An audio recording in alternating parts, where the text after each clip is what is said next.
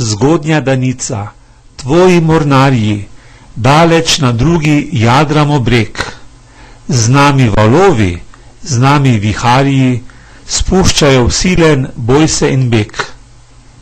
Mi smo pogumni tvoji mornarji, zdrava Marija, zvezda neba, ti nas očuvaj, ti nas obvarji, ti nas popelji preko morja.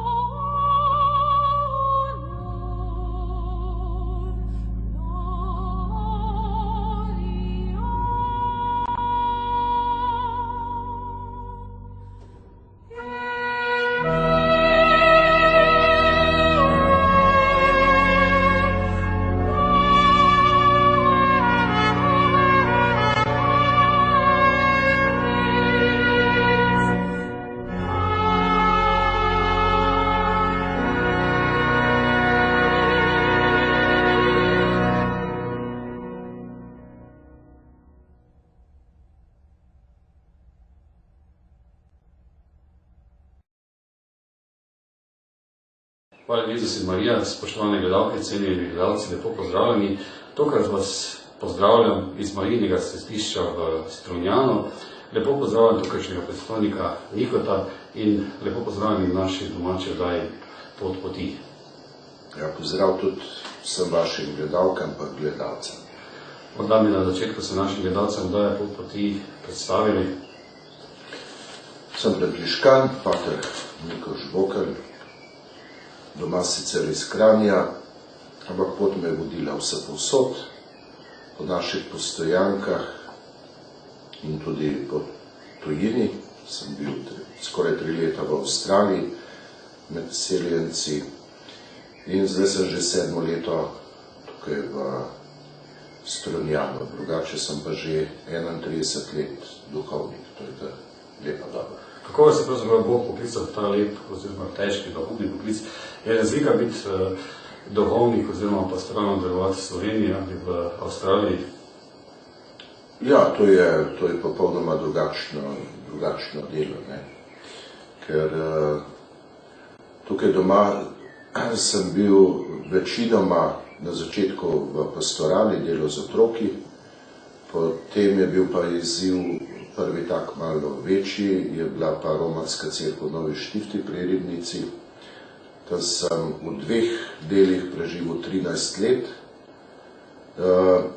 No in potem tudi druga romarska cerkev, to je bila Kostanjevca nad Novo Gorico, Marina, in to je zdaj že 3. romarska cerkev v Strunjanu.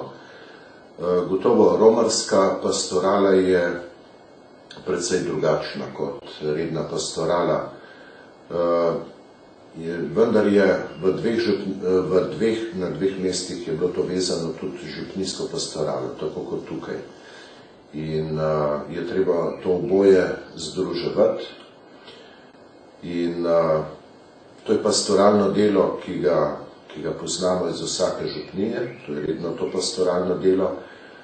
Seveda pa zahteva romarska postojanka še veliko več, se izmenjujejo ljudje, prihajajo novi ljudje, velikokrat nagovorjeni prav z romarskim krajem.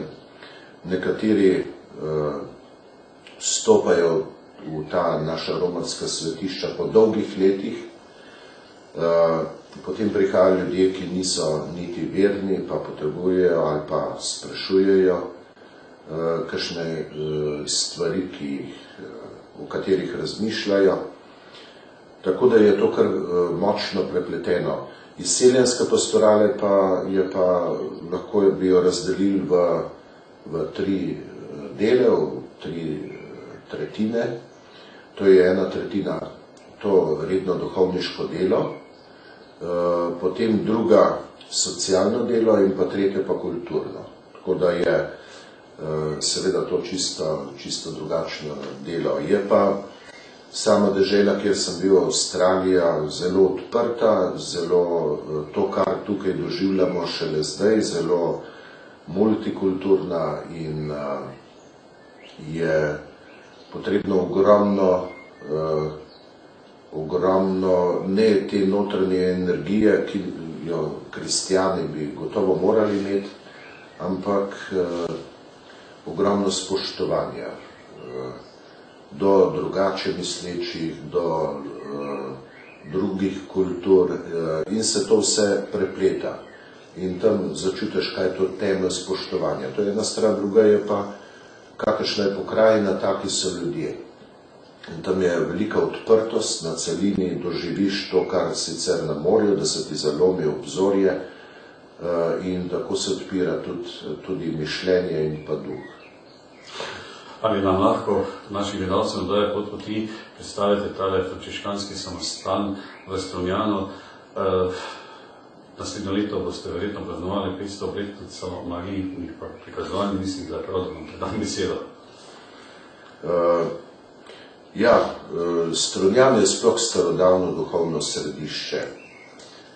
Mogoče je dobro tudi samo ime Strunjan, ki sega zelo, zelo daleč nazaj, že v letu 1200 se uporablja to ime, izhajalo naj bi pa iz rimskih časov, kjer naj bi družina imela posestvo v Strunjanu, Strunjoni, in od tod naj bi prišlo potem do tega imena Strunjan. No, zakaj sem omenil leto 1200? Ker takrat sta znana v Strunjanu dva benediktinska samostana. Na eni strani zaliva je bil moški benediktinski samostan svetega duha, Santo Spirito. In tako se imenuje tudi zaliv. Na tej drugi strani zaliva, kjer je tudi ta naša cerkev, je pa na mestu, kjer je danes Tartinijeva vila ali protokolarni objekt, bil ženski benediktinski samostan. In te benediktinke so imele takrat cerkvico Marijinega imena na Marijinem vrhu. To je mesto, kjer je tudi danes cerkev. Ta cerkvica jim je služila za zbiranje med delom k molitvi. No, benediktinke so zapustile Strunjan že leta 1226. Od njihovega samostana je ostala samo cerkvica svetega Basa. Žal je pa leta 1957 se mogla umakniti, so jo porušili, čeprav je bila to ena najstarejših cerkvic tukaj v Istri, in se je mogla umakniti protokolarnemu objektu. Samo usoda cerkvice Marijinega imena je šla podobno kot sam samostan. Včasih, ker ni bilo skrbnika, je propadla. Potem pa leta 1463 je plemenita Barkaca, pobožna gospa iz Pirana, se zaobljubila, da bo to cerkev obnovila. No in to je res storila in je bila ta cerkvica v življenju tudi v času njenega življenja. Po njeni smrti ni bilo skrbnikov, tako da je tudi ta cerkvica propadla. In v ruševinah, to je pa prelomni trenutek v zgodovini Strunjana, v ruševinah te cerkvice sta dva stražarja vinogradov, Giovanni Grandi pa Petro di Zagrabija, po slovensko bi bilo Janez Veliki pa Peter Zagrebčan, sta ob obhodu opazila svetlobo in sta šla pogledat in ta prizor ju je prestrašil, kar sta zagledala, in sicer na ruševinah te cerkvice sedeča Marija v belem, pred njo pa starček s svečo. In sta hotela zbežati v strahu, odziv v strahu, ampak je potem je glas te žene v belem ustavil in je rekla, da je to svet kraj, da naj gresta v Piran in Pirančani naj cerkev obnovijo, drugače bo prišla nesreča nad Piran. Pozneje, ker se je to razširilo, enega od njih je to tako pretreslo, da je obležal. Novica je šla okrog in duhovnik piranski je poklical notarja in sta obiskala enega in drugega. In skrbno je notar zapisoval njuno pričanje. Potem so ta pričanja primerjali in 5. decembra, to je bilo leta 1512, to prikazanje pa 14. avgusta. No in takrat je potem mestni piranski svet odločil, da se cerkev obnovi, da prevzamejo skrb za to cerkev piranski duhovniki, in potem, ko so jo obnovili, so skupaj s škofom izbrali dejansko ime, ki ostaja tudi danes, da je to cerkev Marijinega prikazanja. No in v Istri je bil zelo velik odmev, ljudje so začeli množično prihajati, obiskovati Strunjan. 8 let po tem dogodku je Francesco Valerio slikar na les z oljem naslikal ta prizor, milostne podobe, prav prizor prikazanja. No in zaradi teh množičnih prihajanj ljudi je bila potreba po večji cerkvi. To je uresničil tam 50 let pozneje Tomaž Gregolinč, duhovnik iz Pirana, je cerkev povečal v to obliko, kot je danes. On je tudi cerkev opremo in njemu sicer, ampak najbrž je bil bolj naročnik, pripisujejo tudi v cerkvi 10 velikih platen, na katerih je pa naslikano celotno Marijino življenje, od Marijinega rojstva do kronanja Marije v nebesih. Ker so o povečanju ljudje še bolj vzljubili ta kraj in v veliko zaupanje se je utrdilo med ljudmi, posebej med ribiči in pomorščaki, ladjarji. Tako da so leta okrog 1600 postavili na Strunjanskem klifu velik križ, ki je bil dejansko znamenje, da, ker sama cerkev z morja se ne vidi, da je tukaj Bog po nebeški materi Mariji, tisti, ki varuje in spremlja njihovo življenje, njihovo delo. No in ta križ je leta 1920 zlomil bil kamnit križ, ga je zlomila močna burja in so potem 21. leta blagoslovili velik betonski križ. Ta križ so potem tako imenovani umetniki uporabili za požig in fotografijo. To je en dogodek tam izpred 8 let. Križ je bil kar močno poškodovan in tako da zdaj po toliko letih se je najdel darovalec in bojo postavili nazaj kamnit velik križ, tak kot ne bi bil prvotno. Ker se je množica večala obiskovalcev, to se pravi, romarji v Strunjan so prihajali na 2 načina. Eni po kopnem iz Istre, drugi pa po morju.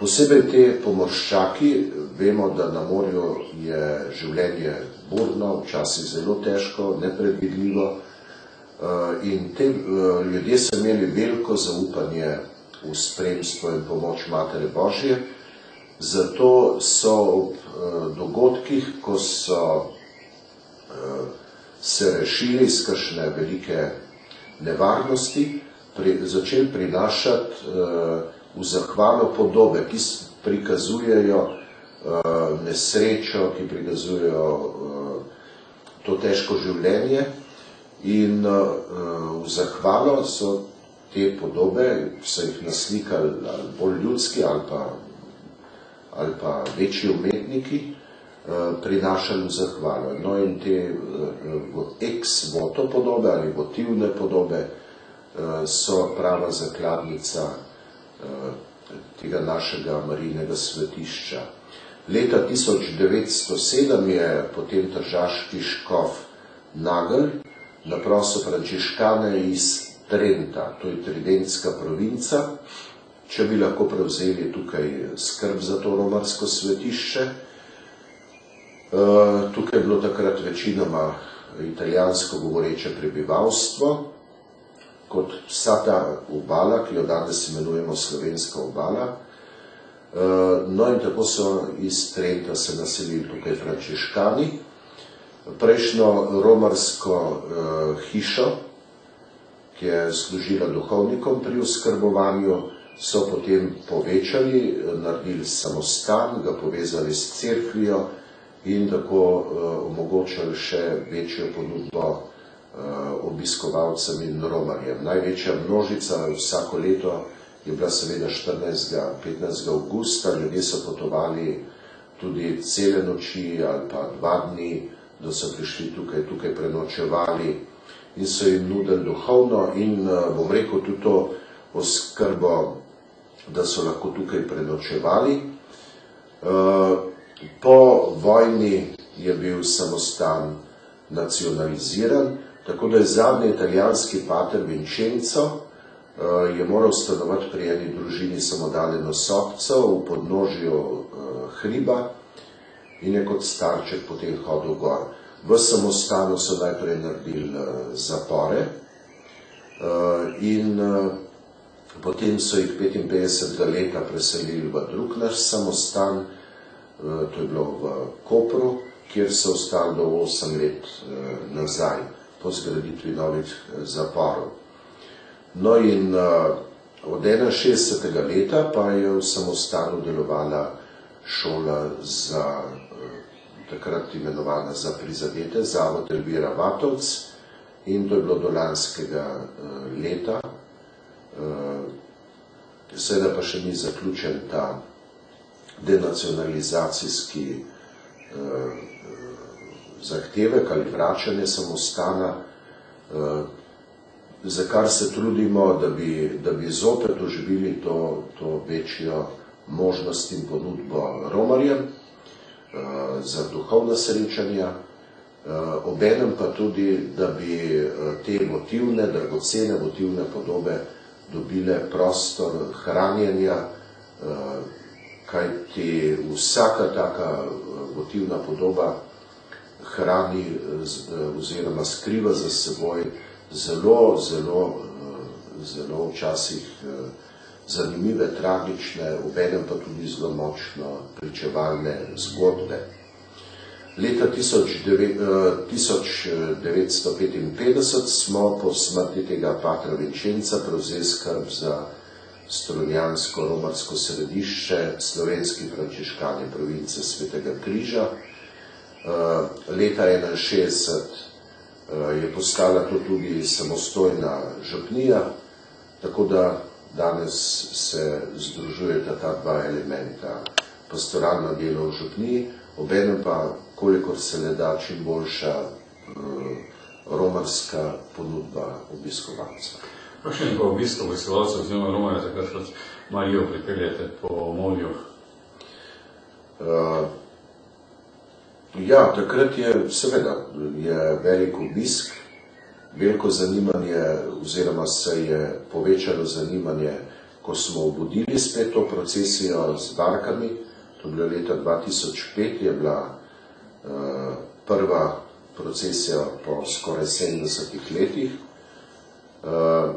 In takrat je tam od 2 do 3 tisoč ljudi se v 2 dneh približno tukaj zvrsti. Ta glavni dogodek s procesijo je 14. avgusta na obletnico prikazanja. Dan prej, 13. odpeljemo kip v Piran, kjer je v češčenju, in potem na obletnico, pa ob slovesni procesiji pripeljemo potem s konvojem teh bark in romarjev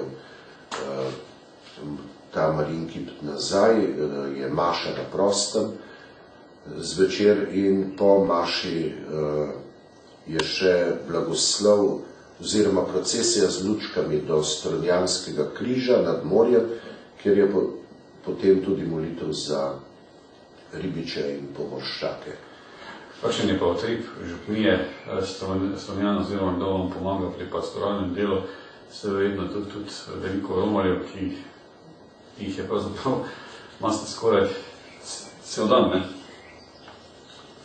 Ja, ljudje, romarji, ali pa drugi, ki iščejo svoj mir ali pa svoj prostor pred Bogom, ali pa samo, bom rekel, tudi neverni, ki pridejo najprej samo pogledati, ampak jih, bom rekel, lahko očarata sama cerkvica Marijinega prikazanja, prihajajo skozi ves dan. Potem, seveda, nedelja je množično obiskana. Samo utrip župnije, tukaj treba razumeti, da se je prebivalstvo 90% zamenjalo. To je ljudje, ki so bili trdno povezani s krajem, s cerkvijo Marijinega prikazanja, so tukaj rodovi živeli s tem, so odšli po vojni in potem so prihajali ljudje iz cele Istre ali pa takrat cele Jugoslavije in se tukaj, Slovenija, Jugoslavija, se tukaj naseljevali. Tako da po tej plati je, bom rekel, župnijsko delo težko, ampak vedno je ena, bom rekel, močna skupina laikov, župljanov, ki jim pa pomeni ta cerkev ogromno in na njih potem stoji, temelji vse naše delo, pa seveda takrat tudi pomoč, posebej takih večjih dogodkih, ko je potrebno ogromno enega dela, pomoči, priprav in vsega tega. Jaz bi se ob tej priložnosti zahvalil gledalcu Marku Skrinjarju pa Maksu Kozbeku, ki sta me pripeljala v to lepo svetišče.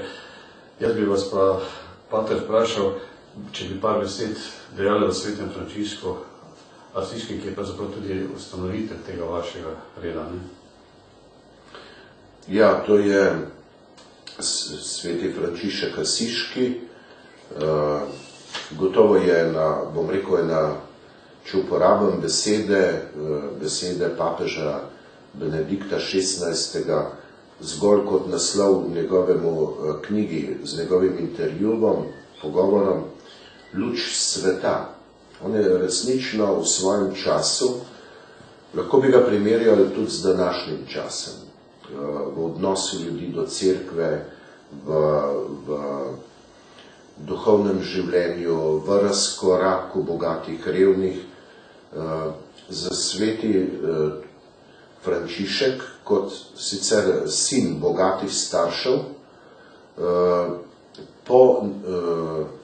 po njih pretresih v svojem življenju, eno je bil ranjen v spopadu med dvema mestoma, ker takrat so bile te kneževine mestne in sta se spopadla Peruggia in Assisi, tam je bil ranjen v ujetništvu in je kot mlad fant v tej neboglenosti začel razmišljati o življenju drugače.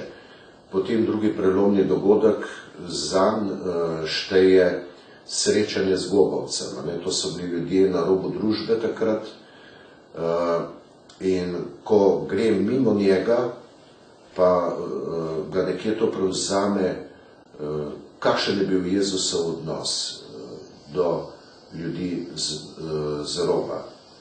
In potem se ustavi, ga objame, zamenjata celo obleke, pravijo življenjepisci. In to sta bila dva taka prelomna trenutka.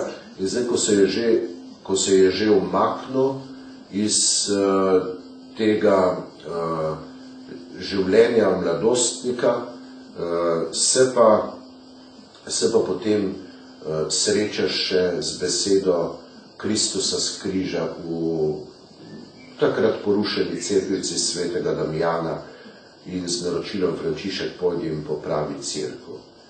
In od tega, da bi resnično tako materialno, ročno popravljal cerkev, kot fizično stavbo, do tega, kar je dejansko Kristus od njega pričakoval, da sodeluje v popravi cerkve z veliko začetnico pisano, to se pravi skupnosti, in potem podari svoje življenje Kristusu in poskuša živeti, kot so živeli apostoli, v popolni oboštvu, bom rekel, tej dostikrat neizvestnosti ali pa ne v sodbi, rečemo ljudje, ampak on pa v božji previdnosti. In vse svoje življenje posveti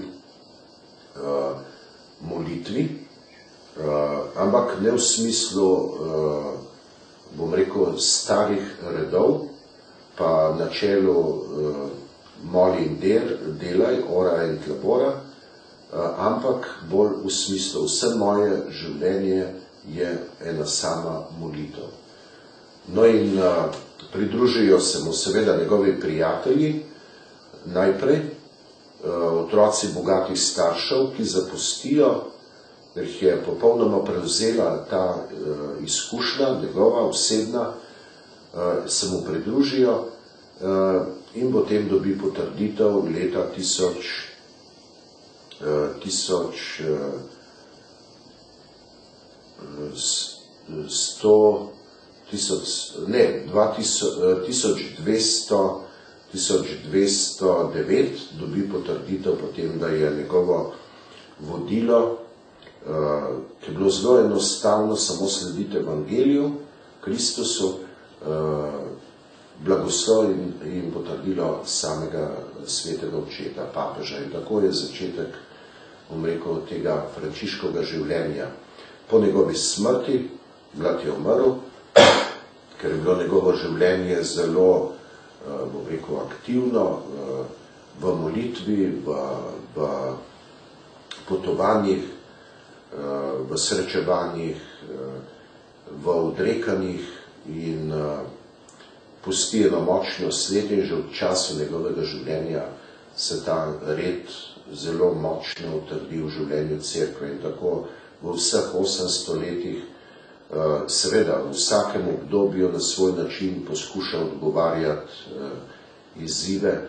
Temelj vsega je pa, bom rekel, bratsko življenje v uboštvu, pokorščini in pa čistosti. In vodilo vsega je pa življenje po evangeliju. Kako mladi pravzaprav živijo v vaši župniji, oziroma smo Slovenci Marijin narod? Najbrž smo, ne moramo pa samo reči, ne vem, to so naši starši živeli, to so naši starši postavili in mi moramo to čuvati. To bi bilo neumnost, ampak je vsaka nova generacija je nov izziv. In tudi danes, ko marsikje župnijsko življenje peša, ko versko življenje peša, se pa vseeno romarska središča nudijo nekje en kontakt. Tisto, kar ljudje izgubijo v svojem ali zapravijo, velikokrat prav skozi Marijina središča ostanejo v enem stiku z Bogom in s cerkvijo. Kako se pa mladi vključujejo? Mladi pa tako kot povsod.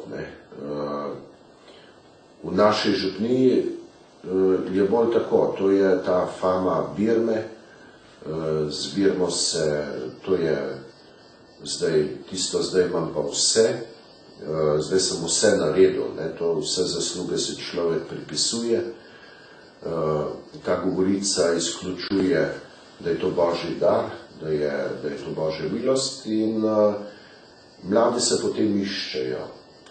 Pozneje pa marsikdo začne spet iskati poti nazaj, največkrat po svojih otrokih. Vmes je pa, bom rekel, to aktivno življenje, eno je lahko delo, žur, vse to. In seveda, to mladi, ki pa lahko aktivno sodelujo ali pa ostajajo povezani z Bogom in župnijo, je pa tako kot v slovenskem prostoru ali pa kjerkoli po svetu, če najdejo, bom rekel, eno točko, na kateri lahko uresničujejo sebe, takrat ostajajo. Sicer pa se odmaknejo, jaz ne rečem, da grejo, se odmaknejo in potem na svoje načine iščejo poti. Je obdobje v življenju, ko je duhovnost in to sploh ne zanima, potem pa občuduješ pa določene trenutke, ko najdejo pot nazaj k Bogu in njihovo zavzetost. Naredimo dovolj za družino kot kristjani? Jaz mislim, da kristjani ne naredimo nikoli dovolj. To bi bilo potem, ne vem, kako bi to lahko imenoval, ampak jaz bi tukaj kar uporabil besede svetega Frančiška. Bratje, naredili smo malo ali nič do zdaj. In mislim, da to bi bilo pravi temelj vsega našega dela.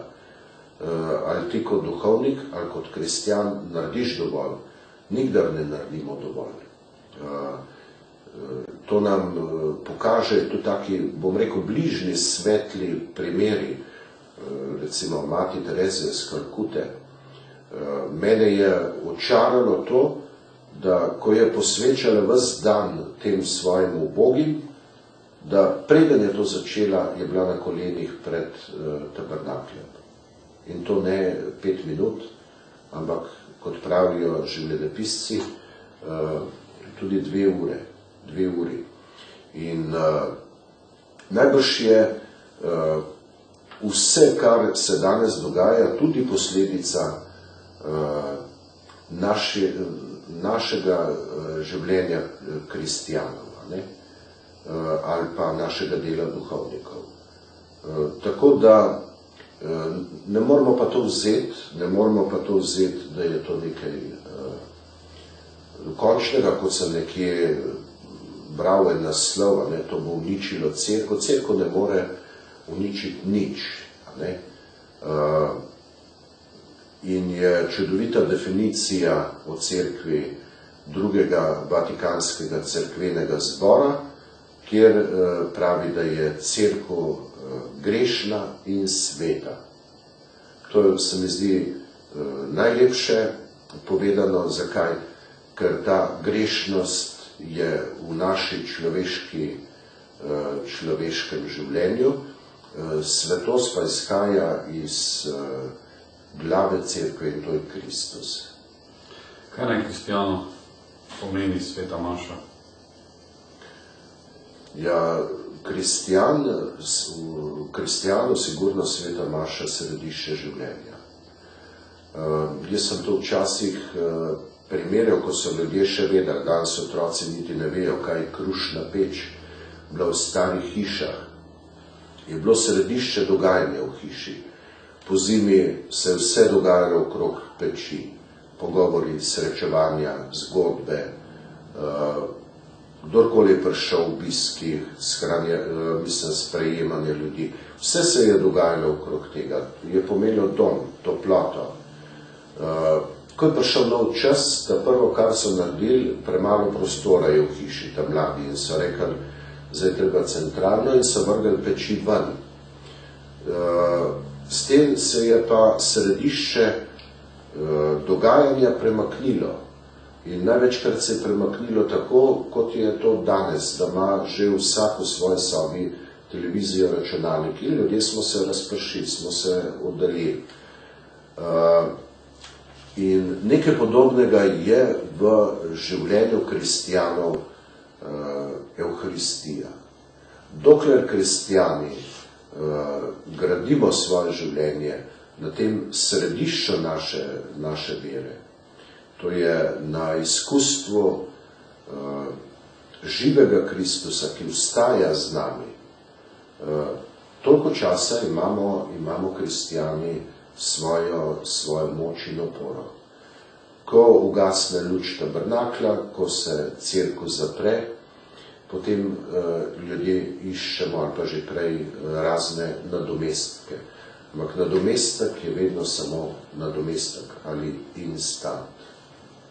Prihaja čas, ko bodo ljudje odšli na počitnice na morje. Kdaj imate vi pri vas svete maše, in verjetno je tudi potrebno, da človek med počitnicami tudi naredi nekaj za dušo, za Boga? Jaz to opažam, in to je lepo videti, da ljudje tudi, ko pridejo na dopust, govorim tukaj o Strunjanu, pa tej naši bližnji okolici v Bali, da jih je zelo veliko, ki ob nedeljah tudi na dopustu čutijo in želijo biti povezani s Kristusom in cerkvijo. Prihajajo mlade družine, prihajajo drugi. In vse to je, kot ti postane to del življenja, vseeno, kje si. Tam boš poiskal poti, tudi če je v jeziku, ki ti ni domač, ampak sama Evharistija, vemo, kaj je, in jezik ni tako pomemben. Pomembna je naša vera v Kristusa.